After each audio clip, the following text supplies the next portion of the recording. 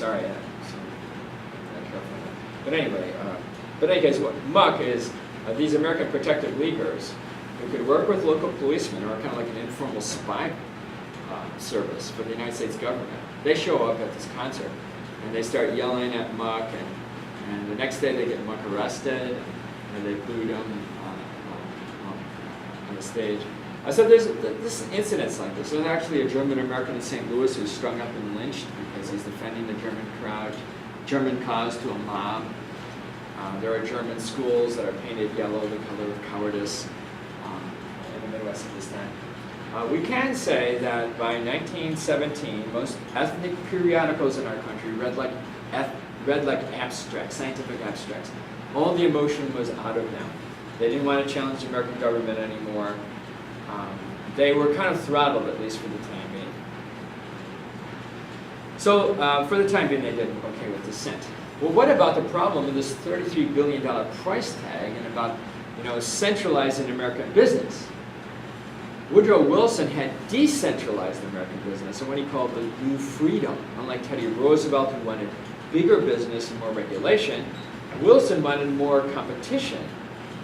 Now that's not so great if you're fighting a war and you want to give out government contracts so somebody can get the job done, like get her done, as they say here in Northeast Texas.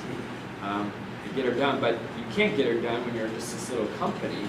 And so Wilson had to kind of reverse himself. He does sign this Overman bill that centralizes the economy, which actually put the railroads under the control of the government, and the government takes over these broad swaths of the economy. Actually, we don't do very well in World War I. We don't even build one battleship that enters warfare during this time. We pretty much have to use French rifles and British helmets, although we are able to send over the manpower. We do pay for the war by Liberty loans, Liberty loans, which are almost forced on the American populace. That pays 1/3 of the bill. Then we have another third being paid by the income tax. Surprise, surprise, the middle class is going to get hit now. But then we get another third that we're just borrowing. Of course, we'll borrow on and on right up to the present. Well, at least we kind of got through that problem, but the Liberty loans and some money to pay for this and a lot of promissory notes. But what about the problem that we might actually be defeated? Here it's surprising how idealistic Wilson is.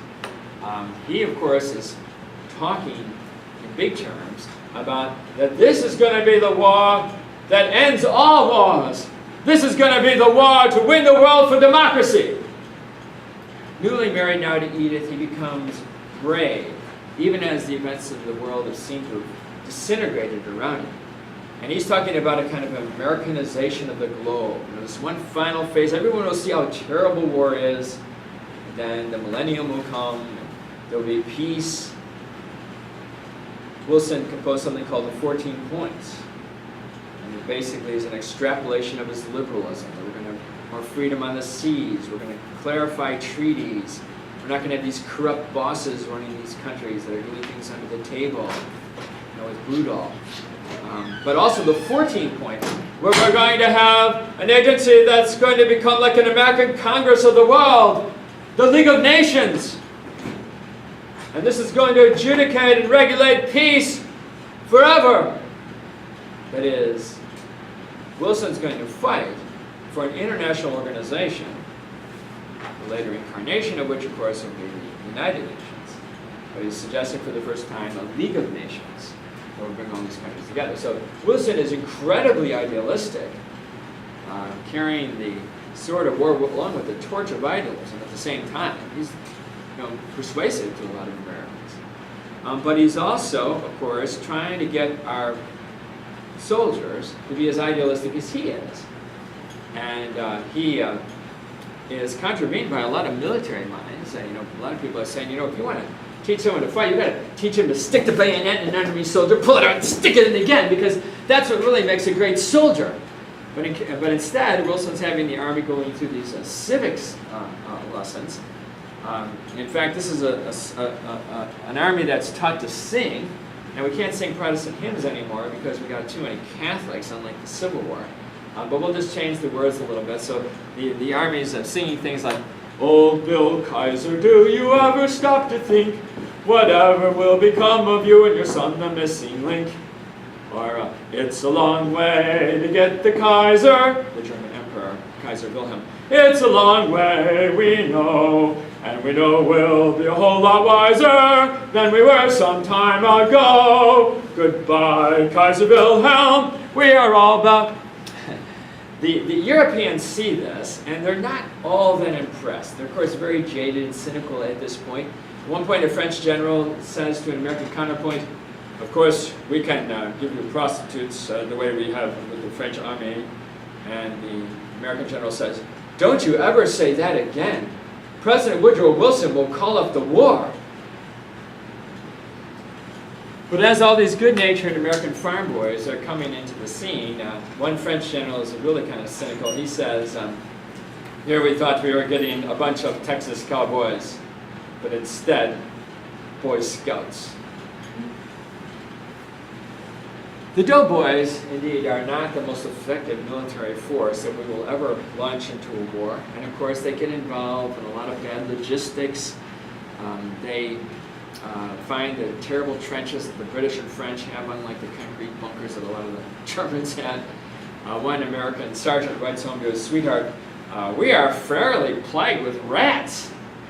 They've eaten everything in the mess, including the tablecloth and the operation orders. We hired a large cat to exterminate them, but the next day the cat was gone. The rats must have eaten it, fur, bones, and all, and dragged it into their holes.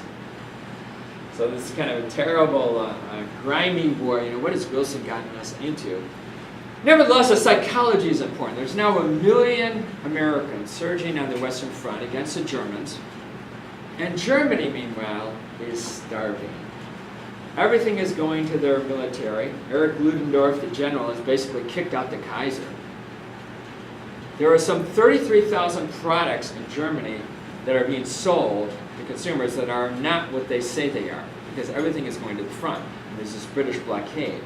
So you don't buy potatoes anymore in Germany. You buy this potato filler, and it might have like sawdust in it or something. It gets so bad with all these ersatz artificiality, 33,000 products, that there are, I'm sorry, 11,000 products, not 33,000, 11,000 products, that there are food riots in 33 cities in Germany. And it's basically started by the Marxists, because they still had a strong socialist kind of undercurrent there in Germany that they were trying to preempt by going to war in some ways. Well, that comes out of the surface when all these people are starving. So Germany doesn't really lose so much, they implode. And this is why Adolf Hitler, who fights against the not-so-American impressive doughboys of the Argonne Forest, will later say that we didn't lose because we lost the fight, it's because we were stabbed in the back by the Jews.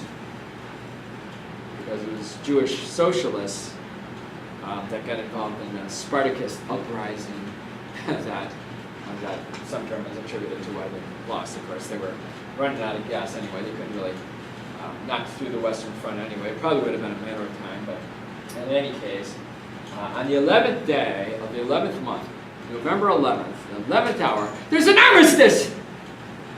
The war is over! And Woodrow Wilson has the prospect now of going to Europe, the first president to leave American soil, hammer out this war to end all wars, this war that will bring this kind of international reign of peace. What incredible prospects.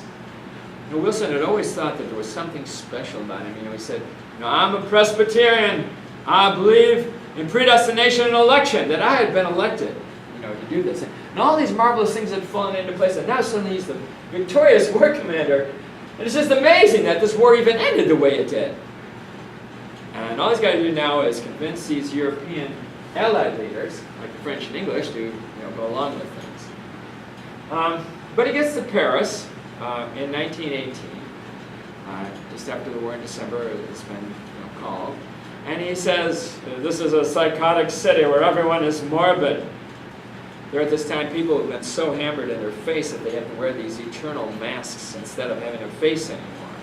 There are people with shell shock, that were in the trenches so long with all this bombardment, that they smoke a cigarette and they go like this. They can't stop themselves. They have these involuntary movements because they've got shell shock.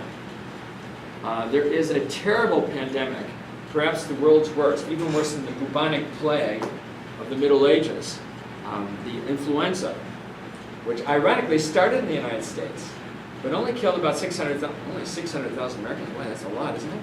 Think of that. A lot of them were younger people, too. It was a killer flu. People just got the flu. They say the flu this year was bad, but that was the worst, Spanish influenza, 1918, 1919. Actually, though, it killed millions across the seas. Why are we Americans so favored all the time? You know, 15, 17 million people die in World War I. We only lose 125,000.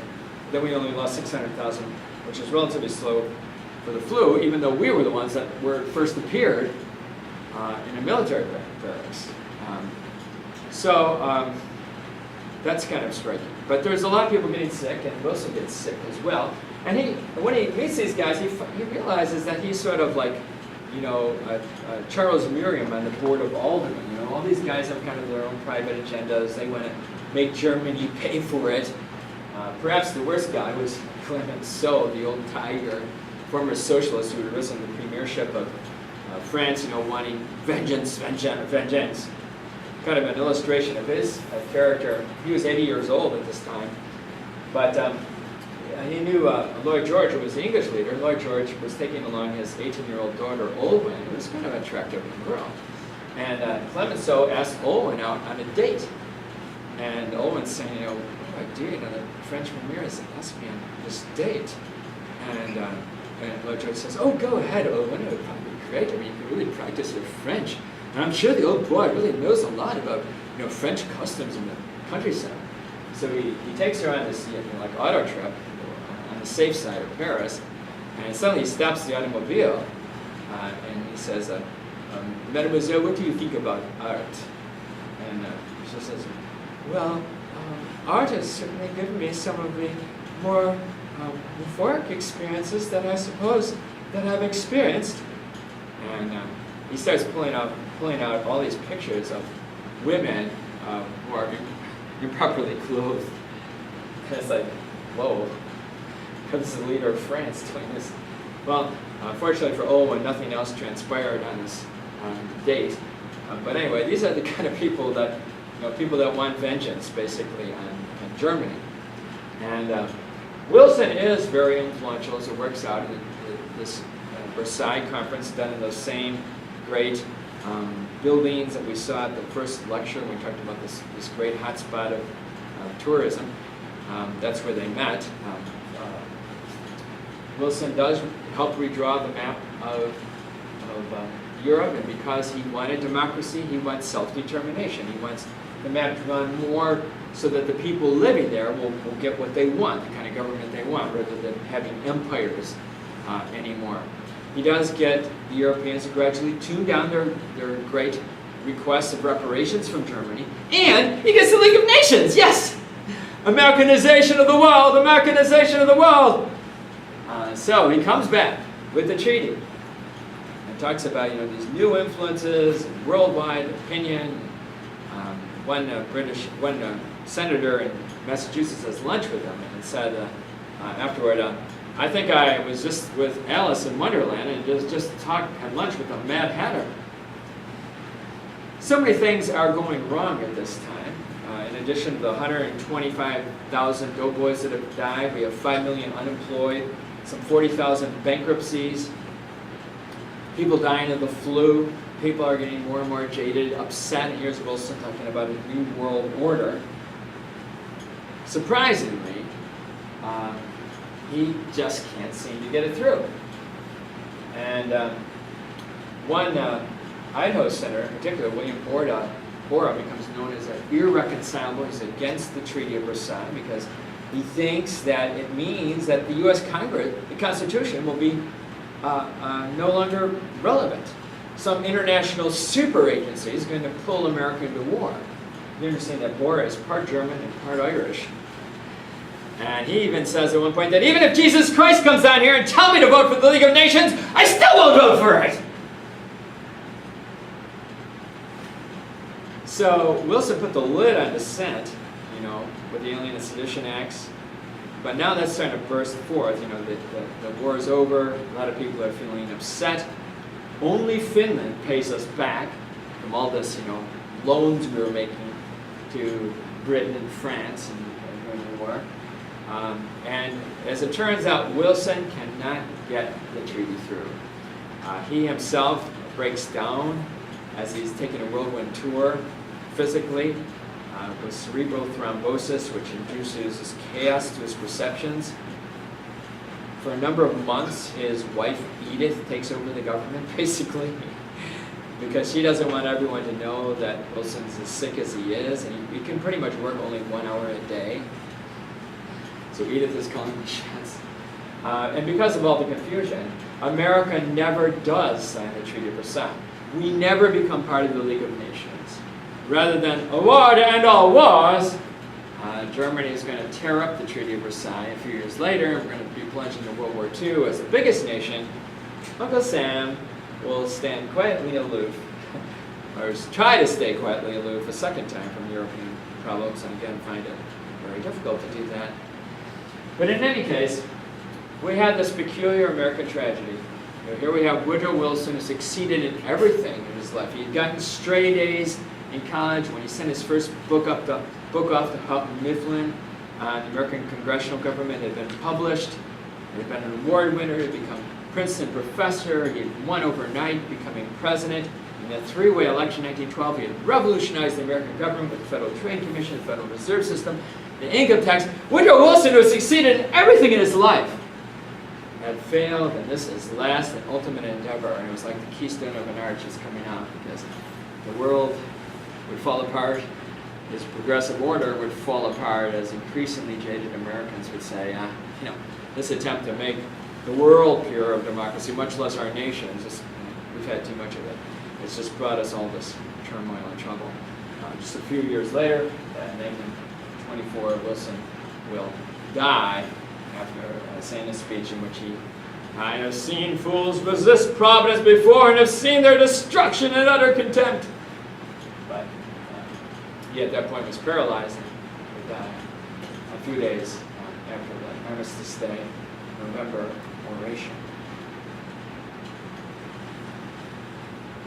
Any comments or questions about then this American tragedy, World War I, bitter war that would lead to World War II, unfortunately, and really change the whole way in which we think of ourselves as post-millennialism and Victorianism. These optimistic ideas gave way to existentialism, premillennialism, a lot of more negative feelings.